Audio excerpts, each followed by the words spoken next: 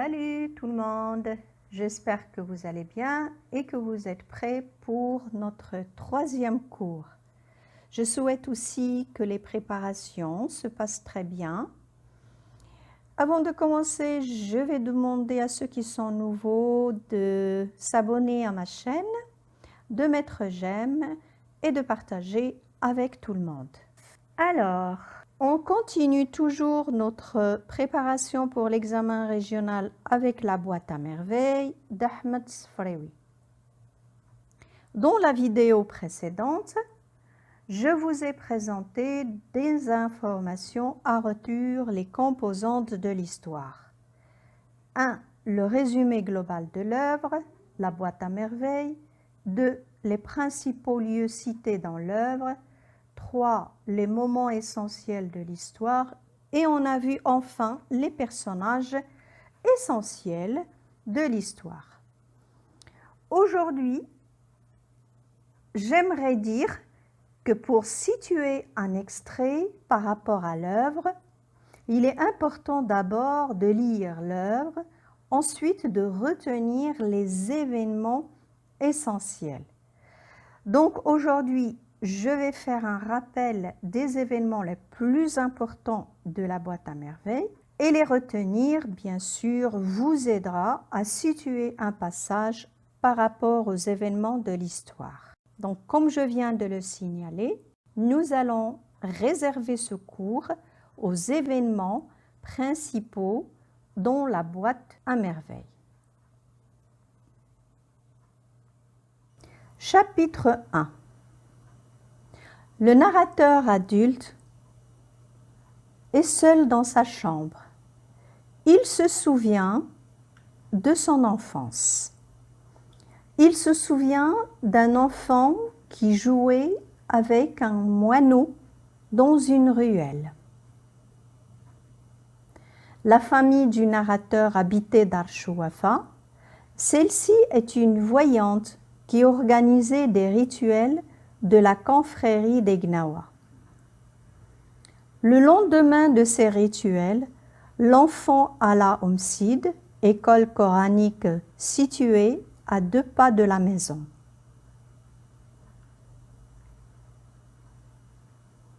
La maison de Dar Chouafa se composait de 2 étages. La voyante, donc Dar Chouafa en arabe c'est la voyante en français, habitait au rez-de-chaussée. Au premier étage habitait Rahma, son mari Driss L'Oued et leur fils Zineb. Le deuxième étage est partagé entre Fatma Al-Bziouia et son mari et bien sûr la famille du narrateur. La voyante en basse saison avait moins de clientes. Elle en profitait pour prendre soin de sa santé. Le narrateur, quand il avait 6 ans, se rappelait de tous les événements. Il avait une bonne mémoire. À 6 ans, l'enfant n'était ni heureux ni malheureux, mais il était seul. Et il aimait rêver alors que les autres enfants aimaient jouer et se battre. Donc il était différent des autres enfants. Les récits de Abdallah l'épicier ainsi que ceux de son père sur le paradis le faisaient rêver à un monde fabuleux. En attendant de devenir grand, il était seul, au milieu des têtes rasées, à l'école coranique qui se trouvait à Drbnouala, rue Gief. Dans cette rue se trouvait aussi le bain mort, que l'enfant redoutait beaucoup. Il le comparait à l'enfer.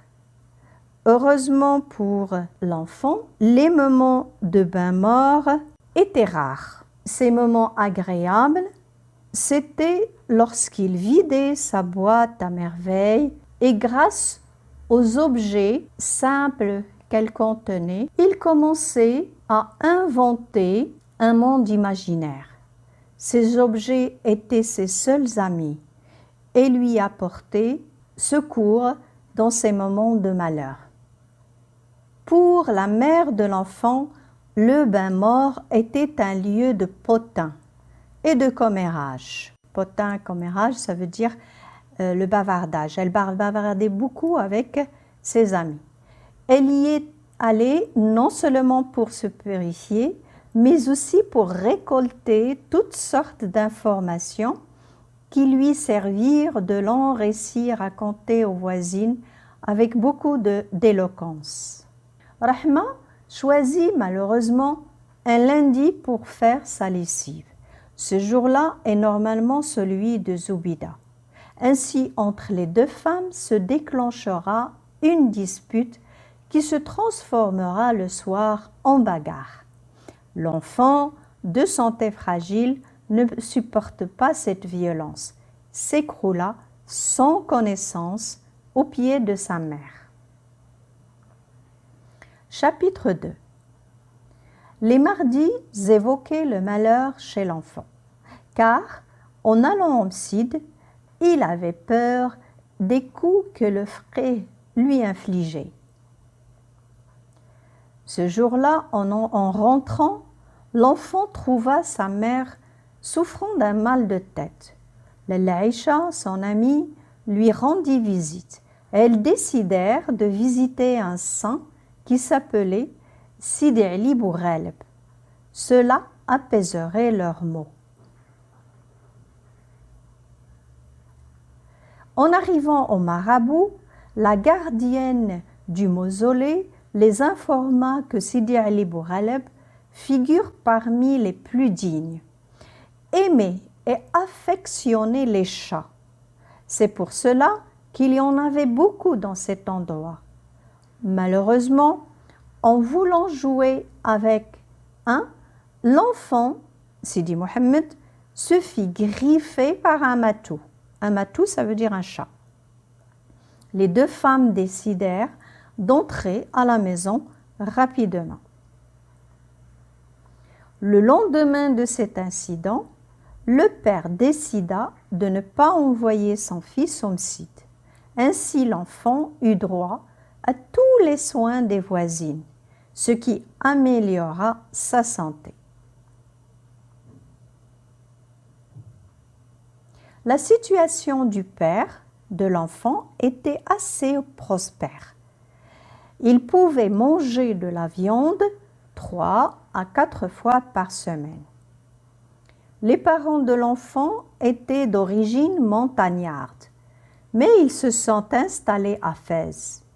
Et le père travailla comme tisserand avec l'aide d'un ouvrier qui s'appelait Driss le Teigneux.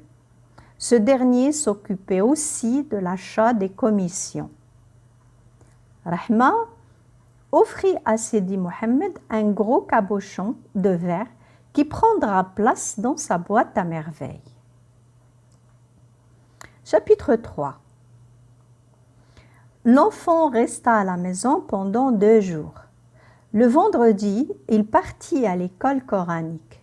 Après la lecture du Coran, les enfants chantèrent des vers de Ibn Ashir et quittèrent le Msid.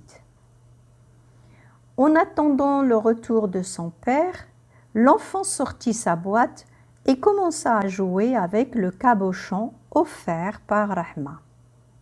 Lalla Zoubida et son enfant furent émerveillés par la lampe à pétrole achetée par Fatma al-Bziouia. Le soir, Lalla Zoubida demanda à son mari de lui en acheter une. Au début, il ne dit rien, mais le lendemain, il lui fit la surprise en la lui achetant.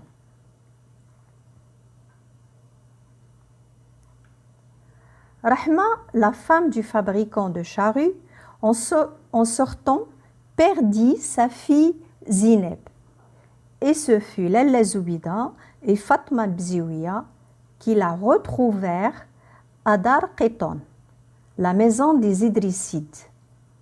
Le jeudi après, Rahma organisa, avec l'aide des voisines, un repas aux mendiants aveugles afin de remercier Dieu de lui avoir rendu sa fille.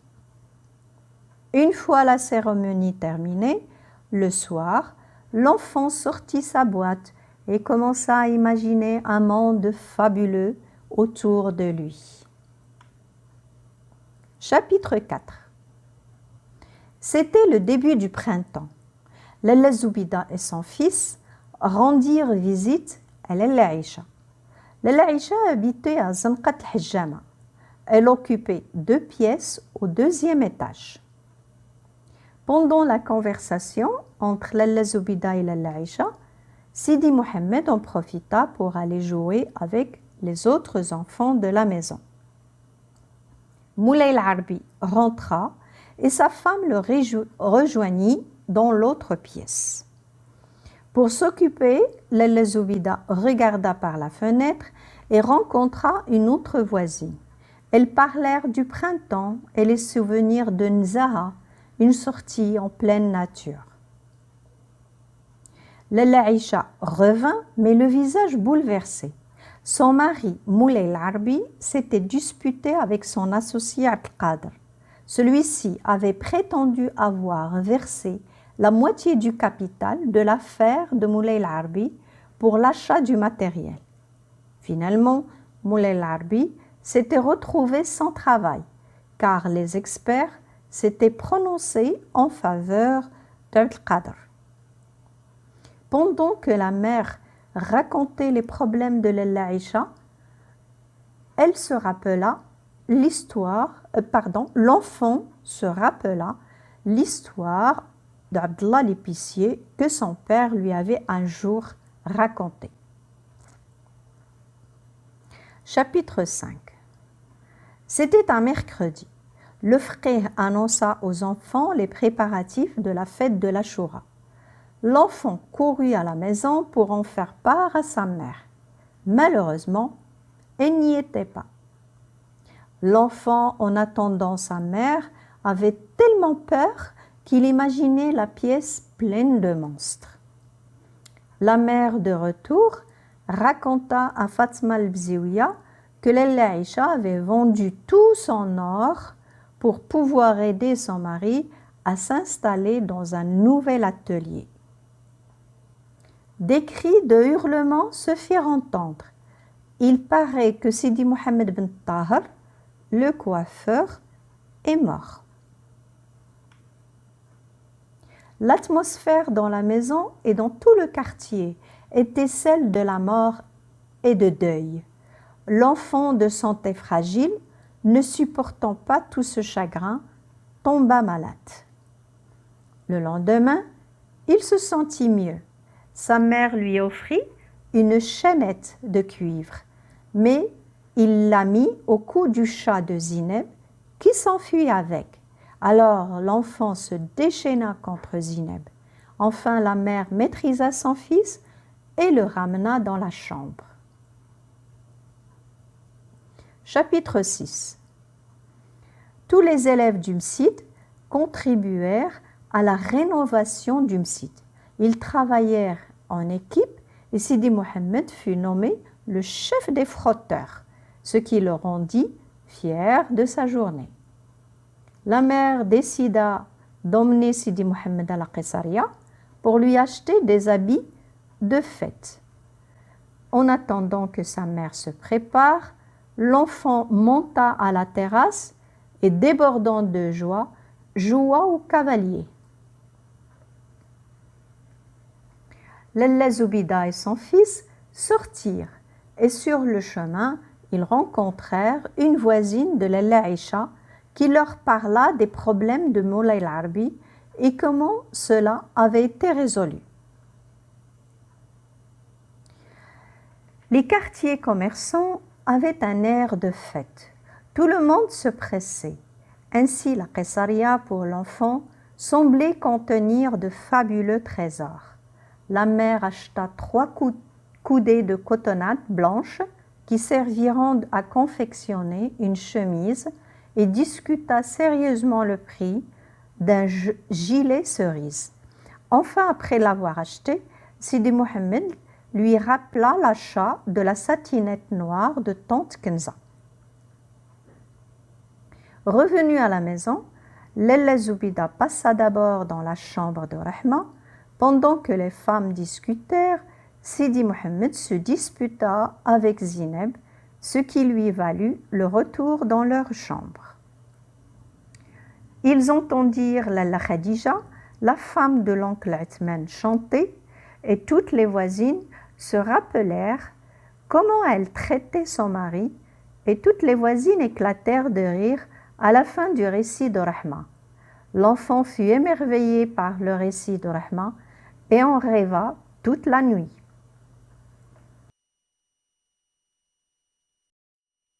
Sur ceci, je vous dis au revoir et à la prochaine vidéo.